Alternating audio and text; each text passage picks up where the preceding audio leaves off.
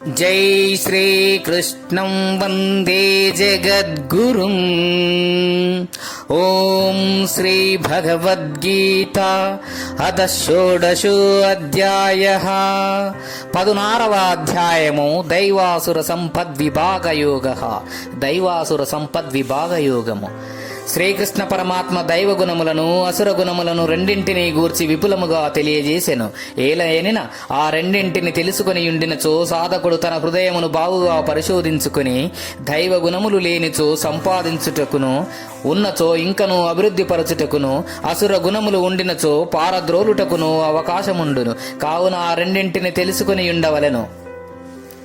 భగవత్ ప్రాప్తికి ఏ సద్గుణములను స్వీకరింపవలెనో, ఏ దుర్గుణములను త్యజించి వేయవలెనో ముముక్షునకు చక్కగా తెలిసి ఉండవలెను. కాబట్టి అట్టి శీల సంబంధ విజ్ఞానము అతనికి లభించుటకై ఆ ప్రకారములకు బోధనలతో కూడిన ఈ అధ్యాయమును ప్రారంభింపబడినదనియూ చెప్పవచ్చును. గ్రాహ్యములకు దైవ గుణములు, త్యాజ్యములకు అసుర గుణములు రెండింటినీ గూర్చి చెప్పదలంచిన వాడై శ్రీకృష్ణమూర్తి మొట్టమొదట దైవ గుణములను పేర్కొనుచున్నాడు. దైవాసుర సంపద్విభాగయోగము 16వ అధ్యాయము 1, 2, 3వ శ్లోకములు. శ్రీ భగవానువాచ అభయం సత్వ సంశుద్ధిర్జ్ఞానయోగ వ్యవస్థితిః దానం దమశ్చ యజ్ఞశ్చ స్వాధ్యాయంతప అర్జవం అహింసా సత్యమక్రోధస్త్యాగ శాంతిరపైశునం దయాభూతశ్వేలోలత్వం మార్దవం హ్రీరచాపలం తేజః క్షమా ధృతిః శౌచమద్రోహో నాతిమానితా భవంతి సంపదం దైవీమభిజాతస్య భారత.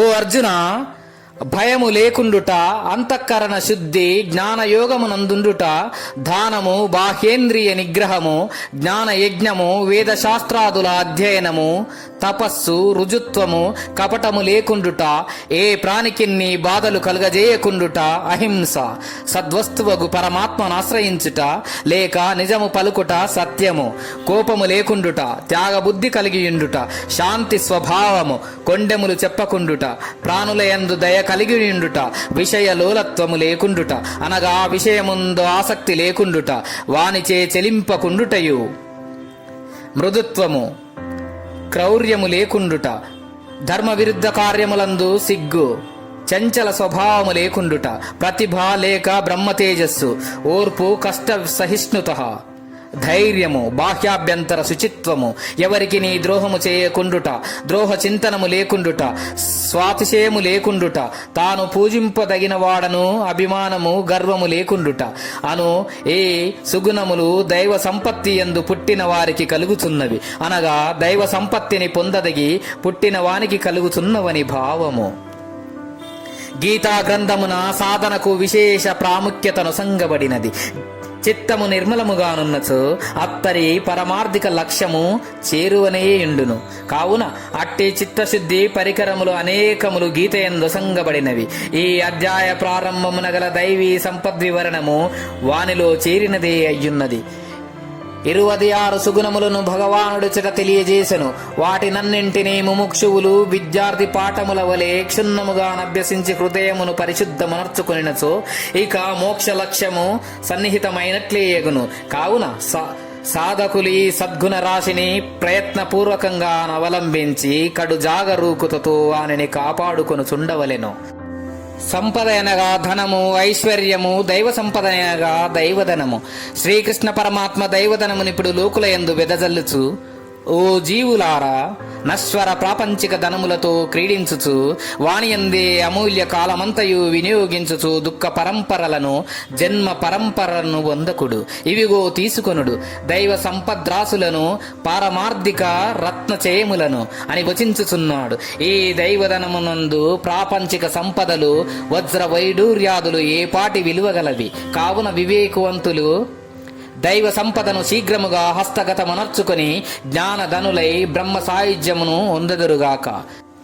అభయం శ్రీకృష్ణ పరమాత్మ అర్జునునకు అనేక సుగుణములను చెప్పదలంచిన వాడై మొట్టమొదట సుగుణ రాట్ అనదగు సుగుణ సింహమనదగు అభయమును పేర్కొనెను. ఇది గమనింపదగిన విషయమయ్యున్నది. ఏలయనిన ఎన్నియో ఇతర సుగుణములుండా ఈ భయరాహిత్యమునే తొలుదొల్త చెప్పనేలా. దీనికి కారణములు కలవు. అన్ని దుర్గుణములకును భయమే పునాది. భయము నుండి తక్కున అవగుణములన్నీయు అంకురించును. కావున విజ్ఞుల దానిని మొట్టమొదట పారద్రోలినచో అనగా నిర్భయత్వమును అవలంబించినచో ఇక తక్కిన సుగుణములన్నీ అవలీలగా వచ్చి చేరగలవు. ఈ కారణమున నయ్యది మొదట చేర్చబడి ఉండవచ్చును. మరియు త్రాడులాగు పందెము టగ్ ఆఫ్ వార్లో మొదటి వానిని చివరి వానిని మహాబలశాలులుగా ఉండునట్లు చూచిపెట్టుదురు. అట్లే అసుర సుగుణములలో గావింపబడుచున్న పందెమును దైవగుణముల పక్షమున అభయం అను సుగుణ రాజమును ఏరి భగవానుడ దానిని నాయకునిగా క్యాప్టెయిన్గా చేసి రణరంగమున నిలబెట్టెను. దీనిని బట్టి అది ఎంతటి మహత్తర సుగుణము వ్యక్తము కాగలదు. అభయం వైజనక ప్రాప్తో అసి అని ఉపనిషత్తులు ఆ అభయమును సాక్షాత్ బ్రహ్మపదముగానే వర్ణించి చెప్పినవి.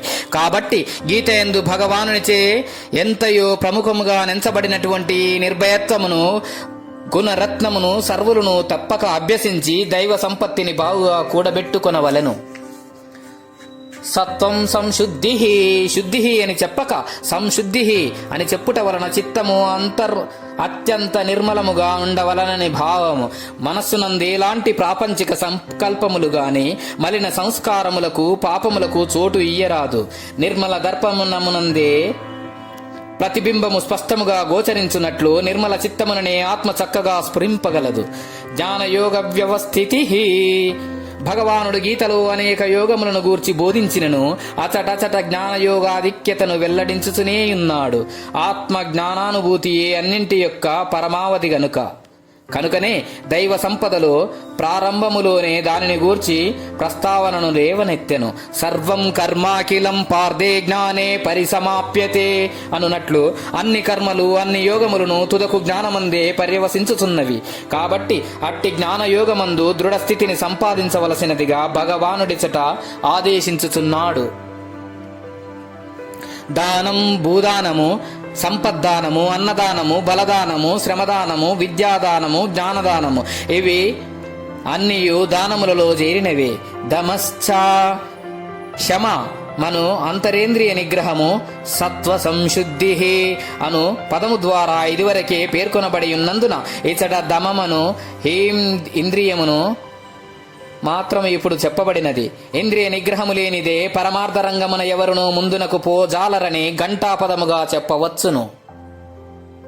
కనుకనే గీతలో శమదమాదులకు సముచిత స్థానము ఒసంగబడుచున్నది. యజ్ఞశ్చ ఇచ్చట యజ్ఞమనగా తపోయజ్ఞము, యోగయజ్ఞము, స్వాధ్వాయజ్ఞము, జ్ఞానయజ్ఞము మున్నగునవి మాత్రమే అని గ్రహించవలెను. జై శ్రీకృష్ణం వందే జగద్గురుం. భగవద్గీతా మకరందము గీతాచార్యులు.